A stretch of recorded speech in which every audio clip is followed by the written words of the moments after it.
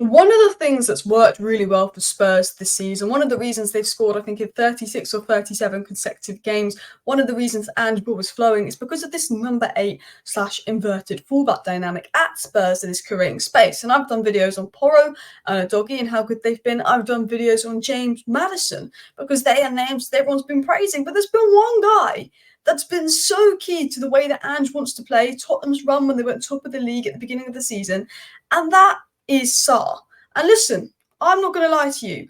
When you went and signed Sarr, I thought, who is this guy? I knew nothing about this guy. I thought, well, it's a risk. It's a young guy. They're bringing him in. He could be good. But a doggy Sarr and recently Bergvall, who I know a lot about because he was linked to Manchester United, you're doing a lot of very cheap, very good young player underrated business. And people forget, Sarr is 21. And he has been a gem. Was it £15 million? This could be one of the bargain signings of the century in football if he continues like this. And I'm going to explain why he's so key to Ange Postecoglou, but why he's a very underrated player in general, what he adds, and why he's the perfect player for a coach, particularly like Ange. So this is the fullback 8 dynamic. This is a game from Spurs back in January, and you can see this here.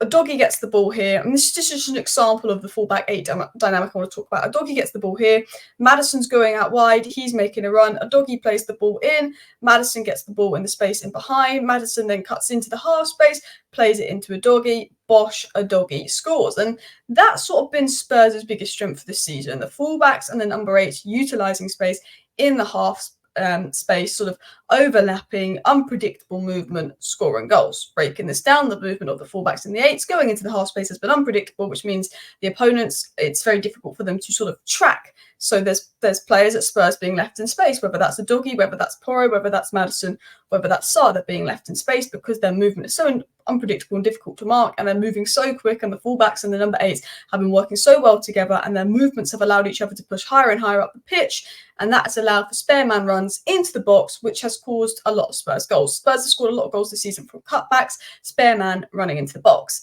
and that is something that's been crucial to Ange Postecoglou, which is where we're going to link it to Sarr here. So Sarr and Maddison interchanging with fullbacks is very clever because not only is it causing sort of a late runner to run into the box, and it makes Spurs better at cutbacks, it makes Spurs unpredictable because they're utilising running into space, they're moving the ball quickly, it makes it difficult for opponents to mark.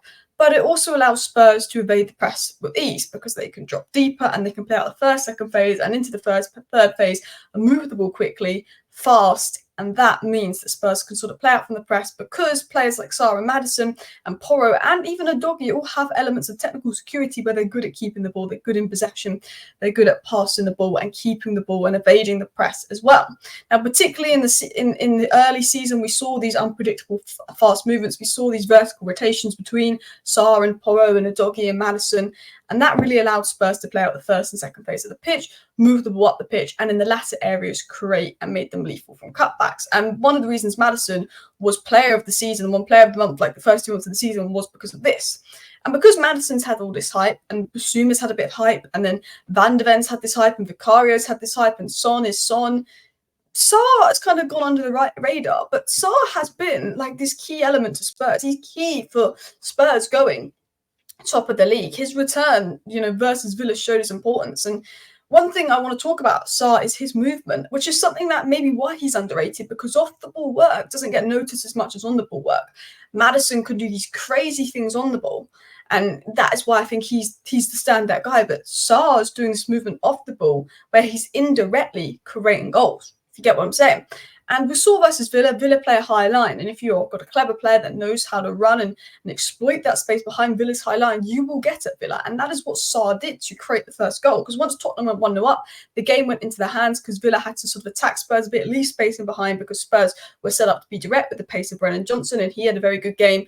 And that worked. So what Sarr did was he utilised sort of his IQ, him and Maddison, and they looked at the space and they basically exploited that space. They got in behind the last line of defence, and then there was large space for Sarr to run into. He's athletically good. He could run into those large spaces, and he put in this David Beckham-esque cross to Maddison, which got Spurs maybe 3 of the most important points this season, particularly if they get 4th and Villa get 5th narrowly, and top 4 gets you Champions League because England clubs don't do well in Champions League. So fifth doesn't get Champions League. This could be a moment that gets Spurs Champions League, just to show you the importance of that. And this was also mentioned, something I didn't pick up, but someone mentioned this. I just wanted to give credit to this account. But he said, as well as sort of the goal, you've got to look at actually the pressing structure that Ange allowed in that game versus Villa. Sarr being positioned as a 6, because Sarr dropped deeper, allowed Basuma to jump higher, and that meant they were better in duels. And then Sarr was very good because his mobility can move across the pitch quickly, and Sarr was everywhere. But I'm not here to talk about tactics. I don't really care about tactics. I'm here to talk about Mr. Underrated Sarr, his role, his importance for Spurs. I'm going to break it down for you and give you some comparisons. And this is coming from just a neutral that enjoys watching football, like a Manchester United fan. No rivalry to Spurs, no dislike to Spurs. I mean, dislike Arsenal, I dislike City, I dislike Liverpool. But like just as a neutral, because I do quite like watching Ange ball. And let me dive into this here. So, what is Sarr's role and importance within Tottenham? So, Sarr has a lot of roles within Tottenham. He plays as a number 8. We spoke about the number 8s and the fullbacks inverting and the overlapping and the vertical movement to play out the press and get Spurs up the pitch, and then the overlaps with the creator to score goals, which has been, for me, what's worked incredibly well with Ange Ball. How they utilise the wide spaces, the winger, the fullback, the number 8s, I think that's been key. But what he does is he brings off-the-ball movement. And his off-the-ball movement is very, very good. He's very, very clever, very, very good IQ. And he basically utilises space. He gets the ball. He can move the ball into space. He can progress the ball via pass, via carry. But he's very good at having the ball, playing the ball, running into space, moving the ball, creating these vertical movements, which mean it's very difficult to sort of mark him as an opponent. And he's always running and he's always moving and he's always finding pockets of space to help Spurs move the ball quicker. The quicker you move the ball, the harder it is for defenders to defend against you, the harder it is for defenders to get into position, and the easier it is to break a team down. Sarr allows Spurs to do that. But not only that, he helps Spurs play out the press. He's very technically secure. He's very good in possession. He's very good with the ball at his feet. Very, very press resistant. He gets the ball in tight areas. Can play that pass, can move. Can play that pass, can move in tight areas. Doesn't really give the ball away. Comfortable with the ball at his feet. And then as soon as he moves, he makes the right move. So he's saying, look, I want the ball. He's not someone that hides from the ball. When he's played the ball, he gets into a position where he's ready to receive the ball. Even if it's a difficult area where he might get tackled, he might lose the ball. He's like, give me the ball. I'm comfortable with it. I want the ball at my feet. And he makes Spurs look better when he plays. And he does those quick rotations with the fullbacks, those vertical movements. His general understanding of the game to link up with the winger, to link up with the fullback, to the Spurs to generally progress play is very, very good. And I spoke about his IQ. I spoke about his reading of the game in and out possession. I think defensively, while he's a number 8, he's got a decent reading of the game.